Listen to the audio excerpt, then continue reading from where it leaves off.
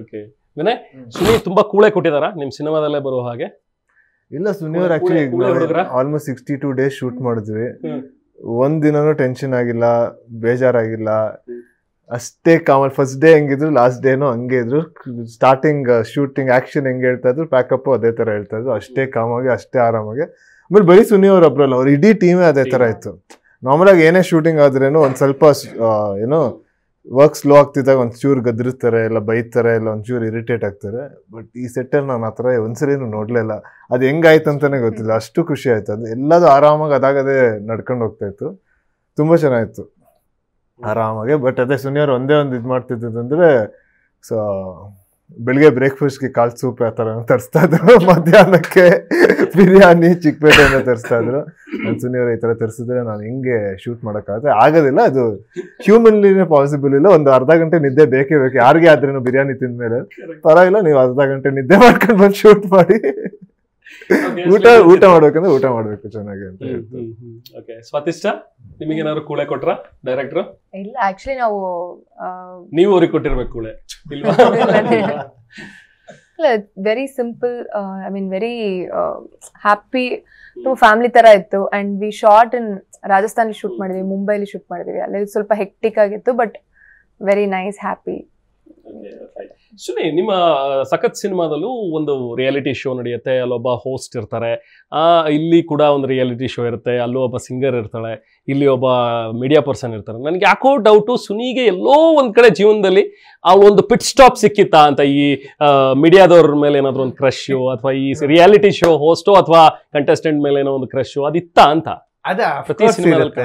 ನೋಡ್ಬೇಕಾದ್ರೆ ರಿಯಾಲಿಟಿ ಶೋಗಳಲ್ಲಿ ಈಗ ಸಿಂಗಿಂಗ್ ಬರೋದಲ್ಲ, ನಾವು ಸಾಂಗ್ ಸೆಕೆಂಡ್ರಿ, ಈ ಹುಡುಗಿ ಚೆನ್ನಾಗಿದ್ರಲ್ಲ ಅಂತ ನೋಡ್ತಿದ್ದ ಅವಿತ್ತು.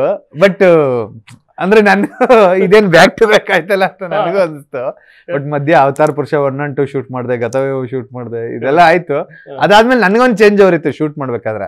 ಬಟ್ ಫ್ರೇಮ್ ಇಟ್ಟಾಗ ಅನಿಸ್ತು, ಇದೇ ಫ್ರೇಮ್ ಇಟ್ಟಿದ್ನೆಲ್ಲ ಸಾಕತ್ತಲ್ಲಿ ಅಂತ. ಬಟ್ ಅದೇ ಕತೆ ಡಿಮ್ಯಾಂಡ್ ಮಾಡೋದು ಬೆಳೆಸ್ಕೊಂಡು ಹೋಗಿದಲ್ಲ, ಸೊ ಆ ಕಾರಣಕ್ಕಷ್ಟೇ. ಆ ಕ್ರಶ್ಗಳಿತ್ತು ಹಾಗಾದ್ರೆ ರಿಯಾಲಿಟಿ ಶೋ ಕಂಟೆಸ್ಟೆಂಟ್ಸ್ ಹೋಸ್ಟಾ ಅಥವಾ ಹೆಸರು ಇಲ್ಲಿಗೆ ಬಂತು, ಈಗ ಹೇಳೋದು ತಪ್ಪಾಗುತ್ತೆ. ಓಕೆ ಓಕೆ ವಿನಯ್, ನಿಮಗೆ ಅನ್ಸಿತ್ತಾ ಸುನಿಯ ಇನ್ನೊಂದು ಇಮೇಜ್ ಈ ತರದ್ ಇದೆ, ಈ ತರದ್ ಶೇಡು ಇದೆ ಸುನಿಗೆ ಆಕ್ಚುಲಿ?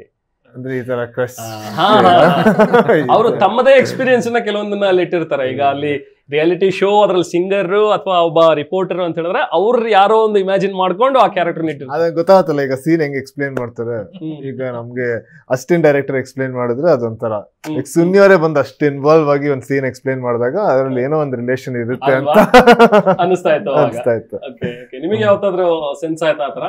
ಇಲ್ಲ, ನಾನು first time but shooting time ಅಲ್ಲಿ ಅವ್ರ ಸೀನ್ ಎಕ್ಸ್ಪ್ಲೇನ್ ಮಾಡುವಾಗ ಅವ್ರು ಹೇಳ್ದಾಗೆ ಒಂದ್ಸತಿ ಅಸಿಸ್ಟೆಂಟ್ ಬಂದು ಎಕ್ಸ್ಪ್ಲೇನ್ ಮಾಡ್ತಾರೆ, ಒಂದ್ಸತಿ ಅವರೇ ಬಂದು ತುಂಬಾ ಪ್ರೀತಿ ಪೂರ್ವಕವಾಗಿ ಹೇಳಿದಾಗ ಕೆಲವೊಂದಷ್ಟು ಗೊತ್ತಾಗತ್ತೆ. ಬರೀ ಜಗಳ ಆಡೋದೇ ಪಾಪ ಅವ್ರ ಸೀನ್ ಅಲ್ಲಿ. ಹೌದು, ಇಲ್ಲ, ಬಟ್ ಸರ್ ಎಕ್ಸ್ಪ್ಲೈನ್ ಮಾಡ್ತಾರೆ. ಬಟ್ ಏನೊಂದು ತುಂಬಾ ಇಷ್ಟ ಆಯ್ತು ಅಂದ್ರೆ, he lets you to be yourself. ನಿಮಗೆ ಏನದು like he know how to extract work from the actors. So natural ಆಗಿ ನಿಮ್ಗೆ ಏನ್ ಬರ್ತಿರೋದು ಮಾಡಿ ಅಂತ ಹೇಳಿದ್ರು. ಒನ್ ಟೈಮ್ ಒಂದ್ ಸೀನ್ ನಲ್ಲಿ ನನ್ monitor, usually I don't see monitor, ಅವತ್ತು ನೋಡಿದೆ ಸ್ವಲ್ಪ ಲಿಪ್ಪಿಂಗ್ ಓಪನ್ ಆಗಿತ್ತು. ನಾನು ಹೇಳಿದೆ ಸರ್ ಅದು ಏನೋ ಲಿಪ್ ಓಪನ್ ಆಗಿದೆ ಅದು. ಆಗ ಹೇಳಿದ್ರು, ನಮಗೆ ಇನ್ಸ್ಟಿಟ್ಯೂಟ್ ತರ ಆಕ್ಟಿಂಗ್ ಎಲ್ಲ ಬೇಡ ಮೇಡಮ್, ಇದು ಸಾಕು ಅಂತ. ಒಂದು ಸರಳ ಪ್ರೇಮ ಕಥೆ, ವಿರಳ ಅದನ್ನ ಕಾಟ್ ಮಾಡಿ ಸರಳ ಅಂತ ಹೇಳಿ ನೀವು ಮಾಡಿದ್ರಿ. ಅಫ್ಕೋರ್ಸ್ ಒಂದು ವಿರಳವಾದಂತಹ ಒಂದು ಪ್ರೇಮ ಕಥೆ. ಅಂಡ್ ಅಫ್ಕೋರ್ಸ್ ಈ ಸಿನಿಮಾಗೆ ತುಂಬಾನೇ ಎಕ್ಸ್ಟ್ರಾರ್ಡಿನರಿ ಆಗಿ ವರ್ಕೌಟ್ ಆಗಿದೆ ಅಂತ ಹೇಳಿದ್ರೆ music. Veer Samarth has an fantabulous work. ಆರಂಭದ ನಿಮ್ಮ ಸೀನೆ ಮುಂದೆ ಸಿನಿಮಾ ಹೇಗಿದೆ ಅಂತ ಹೇಳ್ಬಿಡುತ್ತೆ. ಹೌದು, ಎಸ್ಪೆಷಲಿ ಆ ಮ್ಯೂಸಿಕ್ ಬೀಟ್ಸು, ಅದಕ್ಕೊಂದು ಗಿಟಾರ್ ಸೇರಿಸುವಂಥದ್ದು. ಮ್ಯೂಸಿಕ್ ಬಗ್ಗೆ ಮ್ಯೂಸಿಕ್ ಅಂದ್ರೆ ಏನ್ ಹೇಳೋಕೆ ಅಂತ ಗೊತ್ತಾಗ್ತಿಲ್ಲ. ಬೇರೆ ಬೇರೆ ಮ್ಯೂಸಿಕ್ ಡೈರೆಕ್ಟರ್ಸ್ ಜೊತೆ ವರ್ಕ್ ಮಾಡ್ತಿದ್ದೆ, ಇಲ್ಲ ಬಟ್ ಬೇರೆ ಬೇರೆ ಫಿಲಮ್ಸ್ ಅವ್ರಿಗೆ ಪ್ಯಾಕ್ ಆಗಿತ್ತು. ಸೊ ಮತ್ತೆ ಅವ್ರನ್ನ ಹೇಳ್ಕೊಂಬರೋದು ಇಷ್ಟ ಇಲ್ಲ. ಸೊ ಹೊಸೊಬ್ರನ್ನ ಹುಡುಕ್ತಾ ಇದ್ದೆ. ಈ ರೀತಿ ಕಾರಂಜಿ ನಾನು ಹ್ಯೂಜ್ ಫ್ಯಾನ್ ಆಗಿದೆ ವೀರ್ ಸಮರ್ಥ್ ಸರ್ಗೆ. ಸೊ ಸಮ ಅವರು ಸಿಕ್ಕಿದ್ರು. ಸೊ ಸ್ಕ್ರಿಪ್ಟ್ ಒಂದ್ಸಲ ಎಕ್ಸ್ಪ್ಲೇನ್ ಮಾಡಿದಾಗ ಸರ್ ನಾನು ಮಾಡೇ ಮಾಡ್ತೀನಿ, ಅವ್ರ ಹತ್ರ ಇರೋ ಪ್ರಕಾರಗಳೆಲ್ಲ ತೋರಿಸಿದ್ರು ನಮಗೆ. ಈ ಫಿಲ್ಮ್ ನೆನ್ನೆ ಒಂದು ಮೀಮ್ ನೋಡ್ತಿದ್ದೆ, ವೀರ್ ಸಮರ್ಥ್ ಸರ್ಗೆ ಅವಾರ್ಡ್ ಬರಲೇಬೇಕು ಅಂತ. ಯಾಕಂದ್ರೆ ಇದ್ರಲ್ಲಿ ರ್ಯಾಪ್ ಇದೆ, ಭಕ್ತಿಗೀತೆ ಇದೆ, ಭಾವಗೀತೆ ಇದೆ, ಗಜಲ್ ಇದೆ, ಮತ್ತೆ ಒಂದೇ ಮಾತಲ್ಲಿ ಏನಂತೀವಿ ಸೂಫಿ ಇದೆ. Sufi. ಸೊ ಮೆಲೋಡಿ ಎಲ್ಲಾ ಪ್ರಕಾರಗಳು ಇದರಲ್ಲಿ ಟ್ರೈ ಮಾಡಿದ್ದಾರೆ. ಸೊ ಇವೆಲ್ಲಾ ಪ್ರಕಾರಗಳಿಗೂ ತಿಳ್ಕೊಂಡು ಅಭ್ಯಸಿಸಿದ್ರು ಅವ್ರು ತುಂಬಾ ದೊಡ್ಡ ವಿದ್ವಾನ್ ಹತ್ರ ಕಲ್ತಿರೋ ಅವ್ರಿಗೆ ಕಣ್ಣಿಲ್ಲ. ರಾಮಾಯಣಂಗೆ ರೀ ರೆಕಾರ್ಡಿಂಗ್ ಮಾಡಿದ್ರು, DD1 ಅಲ್ಲಿ ನೋಡಿದೀವಲ್ಲ ನಾವೆಲ್ಲರೂ. ಅದಕ್ಕೆ ಸರ್ ಅವ್ರ ಹತ್ರ ಅಸಿಸ್ಟೆಂಟ್ ಆಗಿ ವರ್ಕ್ ಮಾಡಿರೋದು. ಸೊ ಅವ್ರು ಸಿಕ್ಕಿದ್ ನನ್ ಪುಣ್ಯ. ಅಂದ್ರೆ ಎಲ್ಲಾ ರೀತಿನೂ ಅವರಿಗೆ ಕ್ಲಾರಿಟಿ ಇತ್ತು ಯಾವ್ದು ಹೇಗೆ ಅಂತ. ಕೆಲವೊಂದು ಈಗ ನಮ್ಗೆ ಒಳ್ಳೆ ಸಾಂಗ್ ಅನ್ನೋದು ಗೊತ್ತಿರುತ್ತೆ ಅಷ್ಟೇ, ಇದು ಗಜಲ್ ಇದು ಸೂಫಿನ ತುಂಬಾ ಡಿಫ್ರೆನ್ಶಿಯೇಟ್ ಗೊತ್ತಿಲ್ಲ, ಬಟ್ ಸರ್ರಿಗೆ ಗೊತ್ತಿತ್ತು. ಮತ್ತೆ ಅವನ್ನೆಲ್ಲ ಬ್ಲೆಂಡ್ ಮಾಡಿ ಇವತ್ತಿನ ಜನಕ್ಕೆ ಇಷ್ಟ ಆಗೋ ತರ ಸರ್ ಕೊಟ್ಟು. ಸೊ ತುಂಬಾ ಲಕ್ಕಿ. ಅದ್ಭುತವಾಗಿ ಬಂದಿದೆ ಅಂತ ಐ ಥಿಂಕ್ ನಮ್ಮ ಇಂಡಸ್ಟ್ರಿಯಲ್ಲಿ ತುಂಬಾ ಅಂಡರ್ ರೇಟೆಡ್ ಅಂತ ಅನ್ಸುತ್ತೆ ಕೆಲವೊಂದ್ಸತಿ ವೀರ್ ಸಮರ್ಥ. ಅಷ್ಟು ಒಪ್ಪನ ಕಾಣಿಸ್ಕೊಳ್ಳಲ್ಲ. ತಾವಾಯ್ತು ತಮ್ಮ ಕೆಲಸ ಆಯ್ತು. ಇನ್ಫ್ಯಾಕ್ಟ್ ನಮ್ಮ ಟಿವಿ9 ಬ್ಯಾಂಕ್ ಬರುತ್ತಲ್ಲ, ಸೊ ಅದನ್ನ ಬಿಗಿನಿಂಗ್ ಮಾಡಿದ್ ಬೇರೆ ಇನ್ಫ್ಯಾಕ್ಟ್, ಬಟ್ 15 years ಆಯ್ತು ಅಂತ ಹೇಳಿ ಮತ್ತೆ ರೀಮಿಕ್ಸ್ ಮಾಡಿಸಿದ್ವಿ ನಾವು ವೀರ್ ಸಮರ್ಥ ಅವ್ರಿಗೆ ಅದನ್ನ ಮಾಡಿ. ಅಂಡ್ ನಮ್ಮ ಎಲ್ಲಾ ಇವೆಂಟ್ಗಳಿಗೂ ಕೂಡ ನಮ್ಮ ನವನಕ್ಷತ್ರ ಸನ್ಮಾನ ಅಥವಾ ಸೆಲ್ಯೂಟ್ ಅಂತ ಇವೆಂಟ್ ಮಾಡ್ತೀವಿ. ಈಚ್ ಅಂಡ್ ಎವ್ರಿ ಇವೆಂಟ್, ಹೆಮ್ಮೆಯ ಕನ್ನಡತಿ, ಎಲ್ಲದಕ್ಕೂ ಕೂಡ ಸಾಂಗ್ ಕಂಪೋಸ್ ವೀರ್ ಸಮರ್ಥ ಅವರು. ಆಮೇಲೆ ಇದೊಂದು ಗಂಟಾಘೋಷವಾಗಿ ಹೇಳ್ತೀನಿ, ಕರೆಕ್ಟ್ ಟೈಮಿಗೆ ಡೆಲಿವರಿ ಮಾಡೋ ವ್ಯಕ್ತಿ ಅವರು. ಎಕ್ಸಾಕ್ಟ್ ಟೈಮ್ಗೆ. ನನಗೇನೆ ಈಗ 9 ಗಂಟೆ ಅಂದ್ರೆ 9 ಗಂಟೆಗೆ ರೆಡಿ ಇರ್ತಾರೆ ಅವ್ರು. ಸರ್ ಒಂದ್ 10 ನಿಮಿಷ ಬರ್ತಾ ಇದೀನಿ, ನಾನು ರೆಡಿ ಇದೀನಿ ಬನ್ನಿ ಸರ್ ಅಂತಾರೆ ಅವರು. ಅಂಡ್ ನೀವು ಇಷ್ಟೆಲ್ಲ ಮ್ಯೂಸಿಕ್ ಜೊತೆಗೆ ಒಂದು ಲೈವ್ ಮ್ಯೂಸಿಕ್ ಎಕ್ಸ್ಪೀರಿಯನ್ಸ್ ಕೂಡ ಅದ್ರಲ್ಲಿ ಕೂಡ ನಿಮ್ ಸಿನಿಮಾದಲ್ಲಿ. ಸೊ ಏನೇನ್ ಇನ್ಸ್ಟ್ರೂಮೆಂಟ್ಸ್ ತಗೊಂಡು ಅಲ್ಲಿಂದ ನಾನು ಮ್ಯೂಸಿಕ್ ತೆಗಿಬಹುದು ಅನ್ನುವಂಥದ್ದನ್ನು ಕೂಡ ಅವರು ತೋರಿಸ್ಕೊಟ್ಟಿದ್ದಾರೆ. ಎಕ್ಸ್ಟ್ರಾರ್ಡಿನರಿ. ಎಸ್, ಸಾಂಗ್ ನಿಮಗೆ ಇಷ್ಟವಾದಂತ ಸಾಂಗ್ ಅಂಡ್ RR ಬಗ್ಗೆ?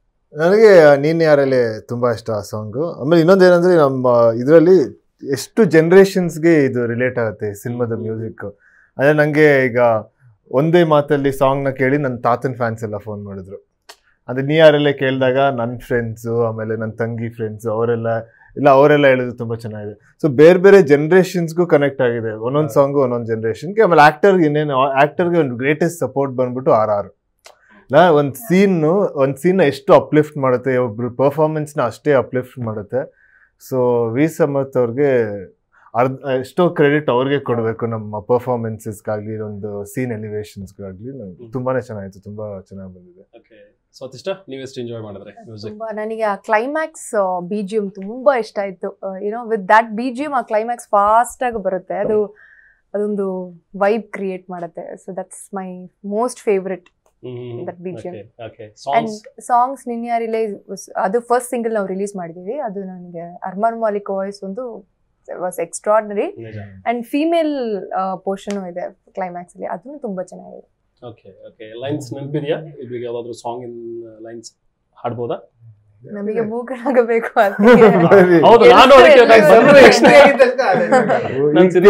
ಹಂಗೆ ಲಾಸ್ಟ್ ಎಲ್ಲರೂ ಬಂದ್ಬಿಟ್ಟು ಎಲ್ಲರೂ ಆಡಕ್ ಸ್ಟಾರ್ಟ್ ಮಾಡ್ತಾರೆ, ಮೂಕನಾಗಬೇಕು.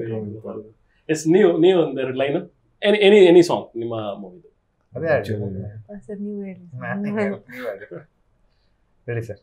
1 2 3 ಸ್ಟಾರ್ಟ್. ಮೂಕನಾಗಬೇಕು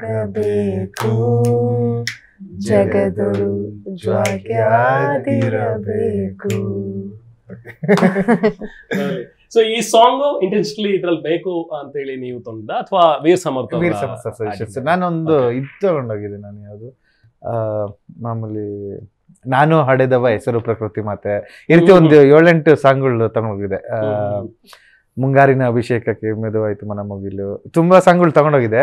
ಹುಡುಕಿ ಅಂದ್ರೆ ಎಲ್ಲಾ ಕಡೆ ನಿಮ್ಗೆ ಗೊತ್ತು ಈ ಸಾಂಗೇ ಒಂದು ಕ್ಯಾರೆಕ್ಟರ್ ಫಿಲಮ್ ನೋಡಿರೋರಿಗೆ. ಸೊ ಎಲ್ಲಾ ಆಂಗಲ್ ಇಂದ ಮಾಡಿ ಸೊ ವೀರ್ ಸಮರ್ಥ ಸರ್ ಈ ಸಾಂಗ್ ಚೂಸ್ ಮಾಡ್ಕೊಟ್ರು. ರವೀಂದ್ರ ಹಂದಿನೂರು ಅವರು ಆಡಿದ್ದು. ಎಕ್ಸ್ಟ್ರಾರ್ಡಿನರಿ. ಆ ಸಾಂಗ್ ಕೂಡ ಅಷ್ಟೇ ಚೆನ್ನಾಗಿ ನೀವು ಹೇಳ್ದಂಗೆ ಒಂದು ಕ್ಯಾರೆಕ್ಟರ್ ಆಗಿದೆ ಸಿನಿಮಾದಲ್ಲಿ ಪೂರ್ತಿ ಅಂತ. ಅಂಡ್ RR ಕೂಡ ಹೌದು. ಅಂದ್ರೆ ಎಲ್ಲಾರು ಹೇಳ್ತಿದ್ರು ನಮ್ಮವರು ವರ್ಕ್ ಮಾಡಿದ್ಮೇಲೆ, ಆಸ್ಪತ್ರೆ ಸೀನ್ ನನ್ನ ಫೇವ್ರೇಟ್ ಸೀನು ಈ ರೀತಿ ಎಲ್ಲ ನಾನು ಹೇಳ್ತಿದ್ದೆ. ಮಧುರ ಹತ್ರ ಅವ್ನು ಮಿಸ್ ಮಾಡ್ಕೊಂಡಾಗ ಒಂದು ಸೀನ್ ಹೇಳ್ತಾನೆ, ನನ್ನ ಎದೆಲ್ಲ ಒಂದು ಫೀಲ್ ಇತ್ತು, ಅದು ನನಗೆ ಜುಮ್ ಅನ್ಸೋದು ಬರ್ದಾಗೆಲ್ಲ ಈ ಪಾಯಿಂಟ್ ನನಗೆ ಜುಮ್ ಅನ್ಸುತ್ತೆ ಅಂತ. ಬಟ್ ವಿತೌಟ್ RR ಅಷ್ಟು ವರ್ಕ್ ಆಗ್ತಿರ್ಲಿಲ್ಲ ಯಾರಿಗೂ. ನಾನು ತೋರಿಸ್ತೀನಿ ಇದು ಆಗ್ತಿಲ್ಲ ಅಂತ ಒಂದಷ್ಟು ಮ್ಯೂಸಿಕ್ ಮಾಡ್ದೋ, ಟ್ಯೂನ್ ಮಾಡ್ದೋ, ಚೇಂಜ್ ಮಾಡ್ದೋ, ಇದು ಮಾಡ್ದೋ ಆಗ್ತಿರ್ಲಿಲ್ಲ. ಸೊ ಒಂದಷ್ಟು ಗ್ಯಾಪ್ ಆದ್ಮೇಲೆ ನಾನು VFX ಇದಾದ್ಮೇಲೆ ಕೇರಳ ಹೋಗ್ತೀನಿ DTS ನೋಡಿದ್ರೆ. ನಾನು ಆ ಸೀನ್ ನೋಡಿದಾಗ ಜುಮ್ ಅನ್ಬಿಡ್ತು. ಅಂದ್ರೆ ನಾನು ಹೆಂಗೆ ಕಲ್ಪನೆ ಮಾಡ್ಕೊಂಡು ನಾನು ಅವಾಗ ಕರೆದೊಂದು ಇಬ್ರಿಗೆ ತೋರಿಸ್ದೆ ಬಂದು ಈ ಸೀನ್ ನೋಡು ಅಂತ. ಸೊ ನೋಡಿದಾಗ ಅವ್ರು ಹೇಳಿದ್ರು ಅಂದ್ರೆ ಮಿಡ್ಲಲ್ಲಿ ಹಿಂಗೆ ಎದೋಳೋದು ಸಿನಿಮಾ ಸೀನ್ ಬಂದಾಗ. ಅಫ್ಕೋರ್ಸ್ ಬೇರೆಯವ್ರ ಬಗ್ಗೆ ಗೊತ್ತಿಲ್ಲ, ನಾನು ಹಂಗೆ ಕಲ್ಪನೆ ಮಾಡಿದೆ, ಹಂಗೆ ಬಂದಿದೆ. ಅದು ನನಗೆ ಸಖತ್ ಖುಷಿ ಆಯ್ತು. ಲವ್ಲಿ.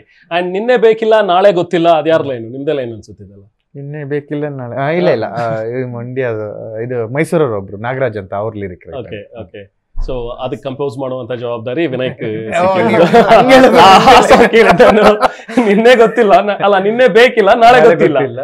ಅಫ್ಕೋರ್ಸ್ ಅಲ್ಲ, ಜೀವನದ ಸಾರ ಎಷ್ಟು ಸಿಂಪಲ್ ಆಗಿದೆ ನೋಡಿ. ಹೌದೌದು, ತುಂಬಾ ಚೆನ್ನಾಗಿ ಬರ್ಕೊಟ್ರು ನಾಗರಾಜ್ ಅಂತ. ಸೊ ನಿನ್ನೆ ನಮಗೆ ಗೊತ್ತಿರಲ್ಲ, ನಾಳೆ ಏನಾಗುತ್ತೆ ಗೊತ್ತಿಲ್ಲ, ಇವತ್ ನಿಂದು ಅದನ್ನ ಜೀವಿಸು ಅಂತ, ಅಂದ್ರೆ ಈ ಮೂಮೆಂಟ್ ನಿಂದು, ಈ ಸೆಕೆಂಡ್ ನಿಂದು ಅದನ್ನ ನೀನು ಜೀವನ ಮಾಡೋದು ಅಂತ ಒಂದು ಇನ್ಸ್ಪಿರೇಷನ್ ಸಾಂಗ್.